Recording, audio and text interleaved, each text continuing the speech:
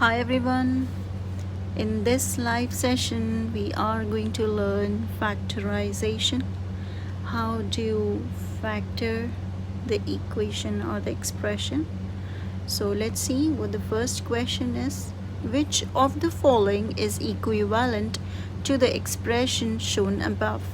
So you have an expression here 1 plus 2x minus x into 1 plus 2x, and you have been given 4 options. Okay, so let's start solving that. There are 4 to 5 rules of factorization. In that, the first rule, if I say, is if you can split the equation. The second rule is if you can take out anything common, that's the greatest common factor. Third thing is if you can find any identity while you find the factors. The fourth thing is if you can use product sum rule. Fifth thing, if you can go with completing the square. Sixth thing, if you can use quadratic formula. So these are 5 to 6 things what you can use for factorization. So the first thing is if you can split the expression. So yes, I can split the expression, the first rule. Second rule says if you can find the greatest common factor. Yes, I'm going to apply the second rule, that's the greatest common factor. Here I can only take 1 out of that, so that's 1 into 1 plus 2x, that's it. And here what I can take out common is minus x into 1 plus 2x. So I'm going to write it as it is because my factor is 1 plus 2x. One of my factor is 1 plus 2x. So now I have 1 plus 2x. I have taken out common, and what is left here is 1, and here I have minus x. So that's what I get. So that's your answer B.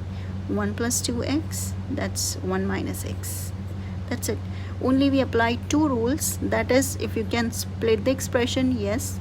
Second rule, if you can take out anything common, that's the greatest common factor. That's it. Let's see if we can solve question number 2. What is the value of x if rx plus sx equals to 3 and r plus s is equal to 1 over 3? So you have been given 4 options. You can try it yourself and then you can check out the answers as well. In this, what are we going to solve? I told you 5 to 6 rules of factorization.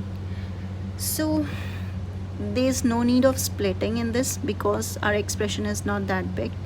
Here the second rule says like if you can take out any factor common, that's greatest common factor from the expression. So yes, I can find out that there's x here, we have x here, so I can take out x common. So that would be x multiplied by r plus s is equal to 3, and that's given to us. R plus s is equal to 3, so I'm going to substitute that. X times 1 by 3 is equal to 3. So x is eventually equal to, just cross multiply things, that's 3 times 3 is 9. So x is equal to 9. That's your answer, C. Okay, now let's see if you can answer question number 3. They are super easy if you know the rules of factorization. That's it.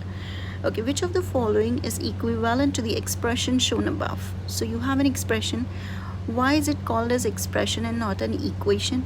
So expression is something which does not equate to something. Equation is something where you have equal to a value, equated to a value or something. So that's an equation. This is just an expression because it's not equated to something. Okay, now the first rule, what it says is if you can split the terms, yes, I can split. The second rule says if you can find the greatest common factor, so I can find the greatest common factor from here and from here. So let me take out 2a because I can take a is there and 2 is also there. So okay, the left out thing is x minus 2 times 3, so I'm just left with x minus 3 here and minus 3. So I have x left out, and then minus into plus will give me again minus. Minus into minus should give me back plus. So I'm left with 3 because 3 times 3 should give me 9 back. Okay, Now, so I have a common factor, that's x minus 3. I'm going to take out again common x minus 3. So I'm left with 2a here and a minus 3 here. So I have two factors, that's x minus 3 and 2a minus 3, and that's your answer D. Okay, let's see if we can solve question number 4. So now that's super easy. As you can see the question, which of the following is equivalent to the expression shown above? So you have an expression. As I told you, it's not equated to something, so it's not an equation, it's just an expression. Now, the first thing, if you can split the expression, the rule, first rule, okay, yes, I can split it. Second rule, can you find the greatest common factor from the terms which you have split it? Yes, I can take out the greatest common factor, that's n in the first one, and I'm left with m minus 5. And now here I'm going to take out minus sign common, minus 1, and that's my m, and I need to have a plus back, so I'll put a minus because minus into minus will give me plus back. So I have a 5. Now m minus 5 is common, so I'm going to take out m minus 5, and I'm left with n here and a minus 1. So I have two factors, and what is the option? That's m minus 5 and n minus 1. That's your answer A. Okay. Let's go on and solve question number 5. Which of the following is equivalent to the expression shown above? Again, it's an expression because it's not equated to anything else. And again, the first two rules, what we are going to apply. If you can split the terms, yes. Now I'm going to find the greatest common factors. That's from the first term and the second term. The greatest common factor, why I'm telling greatest common factor? Because whatever I can take out, I need to take out, so that nothing can be taken out more further after that. So that's called as greatest common factor. Okay, now so I can take out 7y, that's it, and y is left here, minus, you have a 3 and x left. Now here I can take out minus 2, and you have a y left here and a minus 3x. Alright, so I have y minus 3x, y minus 3x.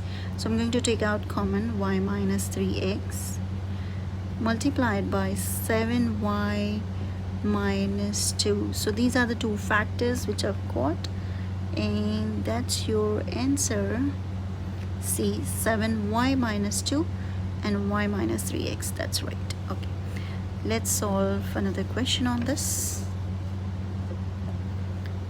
Which of the following is equivalent to the expression shown above? So I have got an expression.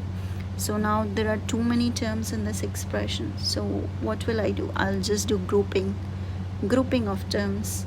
So I'll be grouping. First thing, the first rule of factorization, if you can split it, yes, I can split it. Then I'll be grouping them. So let me group them. The first one is x minus 2y plus 3z, because there's nothing common in that. And then I have a minus sign with 2wx. Because I've taken a minus sign common, so all my signs will change. Minus, this will also become minus, because minus into minus should give me plus 4wy. Then I have a minus already here, so I'll have a plus 6wz. Alright, so now I can take out 2w common from this one. So let me just take out x minus 2y plus 3z minus, I can take out 2w common, so I'm left with x minus, I'm left with 2y. This is already in a bracket, that's grouped, and I have x minus 2y plus 3z. And now what you can see, this is similar to this, so this is a factor. Now I'm going to take out this common, so x minus 2y plus 3z is taken out common, and what are we left with? that's multiplied with only 1 here.